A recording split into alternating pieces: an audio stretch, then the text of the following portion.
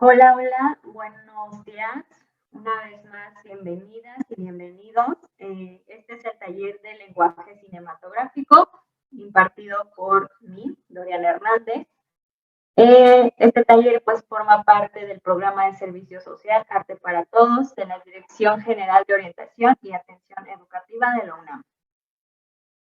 Vamos a comenzar. Si llegan a tener alguna duda, algún comentario, me pueden escribir o me pueden dejar un comentario y yo se los estaré contestando. ¿Ok? Pues bueno, vamos a comenzar con el objetivo de este taller. Básicamente, pues es que mediante este curso, las alumnas y los alumnos aprendan a identificar y reconocer los elementos básicos del lenguaje cinematográfico con la finalidad de que creen su propio material audiovisual, aplicando las herramientas que aquí vayamos adquiriendo. Vamos a comenzar con dos preguntas.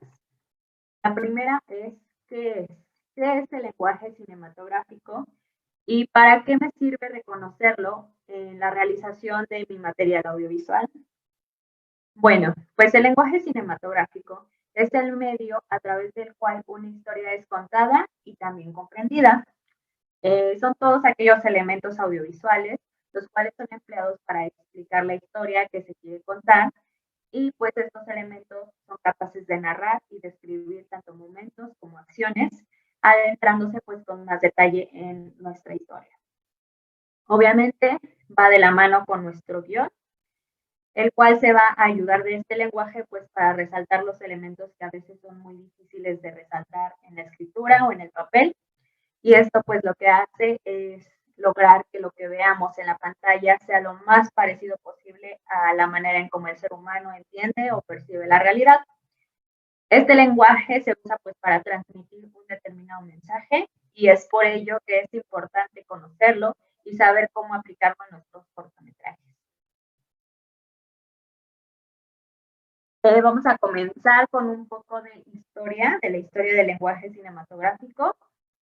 En el año de 1915, y gracias a David Warren, este personaje fue un actor y un director de cine estadounidense. Bueno, pues gracias a él llega lo que en cierto modo hoy conocemos como lenguaje cinematográfico, y hoy él es conocido como el padre y creador del cine moderno.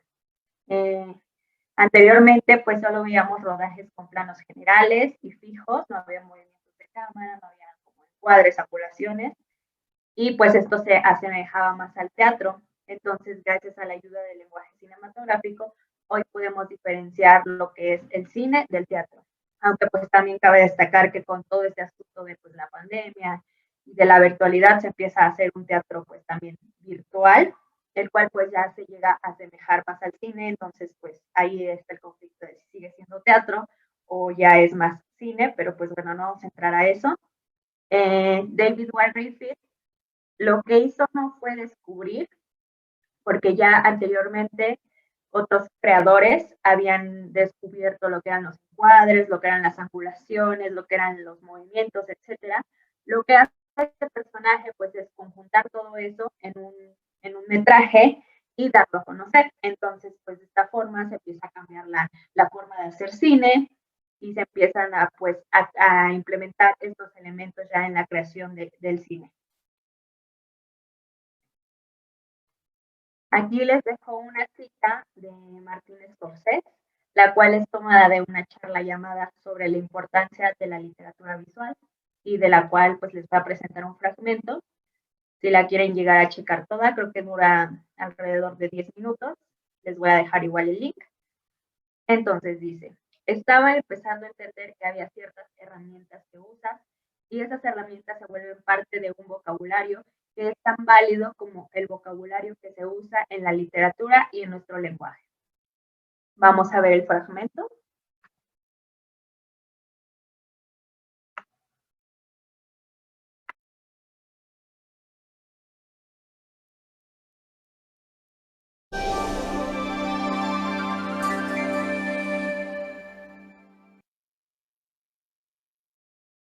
I come from a working class family. My mother and father weren't well educated. I was second generation, I guess, Italian American. There was no tradition of reading in the house, no books. Of course, I read in school, et cetera, books in school and that sort of thing, but there was more of a visual tradition, more if I was taken to movie theaters a lot. Also, being a sickly child with very severe asthma, I couldn't play sports. So again, the movie theater and the church and the movie theater. And so, along with the films, there was also the advent of television, 1948, 49, and the heyday of really some of the best programming in American television, in the history of American television up to this point, with the 50s, 1950s. And so I saw a lot of television shows, but also films on television. Being working class family too, they didn't have enough money to go to the theater, so theater wasn't an option.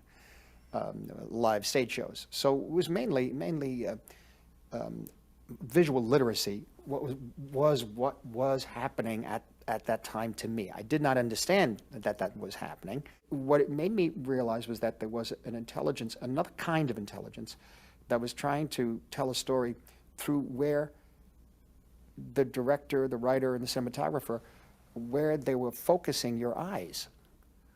You know, whether it was the camera may be on an extremely low angle, looking up at you.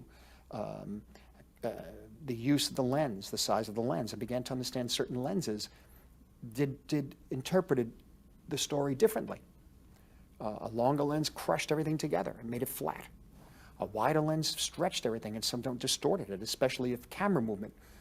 I learned looking at certain pictures, particularly Wells's films, and William Wyler too, a wide-angle lens. Wyler used his wide-angle lens in a very strong, steady image, but Wells used that wide-angle lens, 18 millimeter it turns out, very often, to move along the walls, and you really I felt as if the camera was flying, as if the story was flying by, you know. I didn't know why until I kept seeing the films again and again, and as I began to know a little more about what filmmaking was like and what cameras did, and that's, I still didn't know who made the pictures, you know, but I was beginning to understand that there are certain tools you use, and those tools become part of a vocabulary that's just as valid as that vocabulary that is used in literature, in our language. One has to begin to, I think, reach younger people at an earlier age for them to shape their minds in a critical way of looking at these images and what they mean, and how to interpret imagery. And I think in a more official way, I think, than just punching up on a computer or seeing something on a TV commercial or something like that. I think you really need to know how ideas and emotions are expressed through a visual form. Now that form could be video, you know, or film. It probably eventually would be digital video for a long time to come. But it still has the same rules, and it still has the same vocabulary, and it still has the same grammar, I should say, really the same grammar. And the grammar is panning left and right, tracking in or out, you know, booming up and down, intercutting a certain way, the use of a close-up as opposed to a medium shot. What is a medium shot? What is a long shot? All these sort of things, and how to use all these elements and the different kinds of lighting, and how to use all these elements to make an emotional and psychological point to an audience. And I think we have to begin to teach our younger people how to use this very powerful tool, because we know film, the image, can be so strong for not only for good use, but also for bad use. Look at World War II, and look at the films that were made in Germany. Look at the great director, Leni Riefenstahl. Look at her Triumph of the Will, and how that really, the extraordinary ability she had as a filmmaker, how that helped shape the policies of the Third Reich. And of course, we know what that led to. And so film is very powerful. Images are very powerful, I should say, and we have to begin to teach younger people how to use them, and and at least to begin to understand, to interpret them.